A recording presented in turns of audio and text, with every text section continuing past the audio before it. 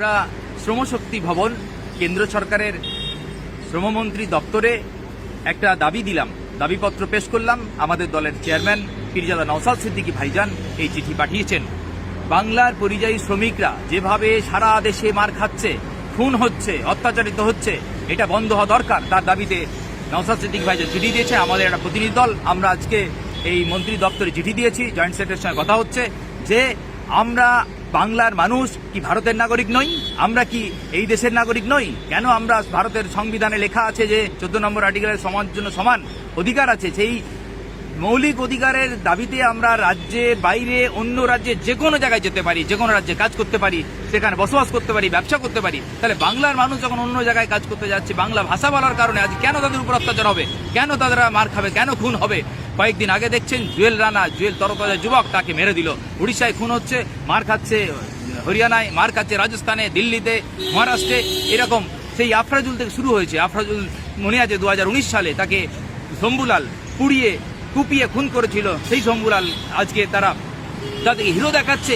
যারা আইন হাতে তুলে নিচ্ছে, সংবিধানকে ভুলণ্ডিত করছে, কোনো এই উগ্রপন্থী উগ্রবাদীরা যারা এই বাংলার শ্রমিকদের উপর অত্যাচার করছে, এর প্রতিবিধান করতে হবে। আমরা এখানকার মন্ত্রীদের জানিয়েছি যে ইন্টার স্টেট যে মাইগ্রেন্ট লেবার অ্যাক্ট আছে 1979-এর, কেন সেটাকে আরো প্রয়োজনীয় আইন বদলাতে হবে, পরিবর্তন করতে হবে।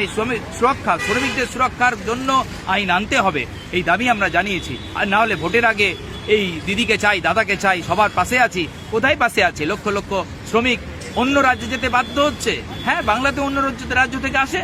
তাহলে এখানে বাংলার বিশেষ করে যারা অন্য রাজ্যে যাচ্ছে, সেখানে গিয়ে আক্রান্ত হবে কেন? বিশেষ করে আবার সংখ্যালঘু মুসলমানরা তাদেরকে বাংলাদেশে যারা বলে দাগিয়ে দিচ্ছে। একটা চরম অরাজকতা, যে এর অবসান হওয়া দরকার, বন্ধ হওয়া দরকার। আমরা এই দাবি জানিয়েছি। নওশাদ সিদ্দিকী ভাইজান, আব্বাস সিদ্দিকী ভাইজানের প্রথম থেকে যে দল তৈরি করেছেন, এটা জেনে রাখবেন, এই পিছিয়ে পড়া শ্রমিকদের স্বার্থের জন্য, রক্ষার জন্য কথা বলে আসছেন। আমরা দাবিতে কয়েকটা রাজ্যের ক্ষেত্রে, বিশেষ করে পশ্চিমবঙ্গে কিছু রদবদল হয়েছে। কিছু পরিযায়ী শ্রমিকদের জন্য কার্ড করেছে, তাও সেই সমস্ত সুযোগ সবার কাছে যায়নি, অ্যাওয়ারনেস হয়নি, সমাজ সচেতন হয়নি। আমরা আরও দাবি তুলছি যে এই বাংলার সংখ্যালঘু বা পিছিয়ে পড়া সমস্ত মানুষ যারাই অন্য রাজ্যে গিয়ে কাজ করছে, তাদেরকে পাশে থাকার জন্য ও সমস্ত বড় বড় শহর, রাজ্যের বিভিন্ন বাইরে বড় বড় শহর আছে অন্য রাজ্যে, যেখানে আমাদের ছেলেরা কাজে যায়, সেখানে নোডাল অফিসার নিয়োগ করতে হবে, অফিস করতে হবে। কারণ বিপদের সময় কাউকে পাশে পাচ্ছে না, তাদেরকে আইনি জটিলতায় জেলে ঢোকানো হচ্ছে। এই রকম বিভিন্ন রকমের অরাজকতার মধ্যে পড়ছে, সমস্যায় পড়ছে। এর প্রতিবিধান করতে হবে। রাজ্য সরকারকে দায়িত্ব নিতে হবে, কেন্দ্র সরকারকে দায়িত্ব নিতে হবে। নাহলে শুধু ভোটের জন্য রাজনীতি নয়, আমরা আইএসএফ যে কথা বলি যে মানুষের অধিকারের জন্য রাজনীতি, আমরা সেই দাবি দিয়ে লড়াই করছে। প্রয়োজনে আরো বৃহত্তর আন্দোলন আমরা করব।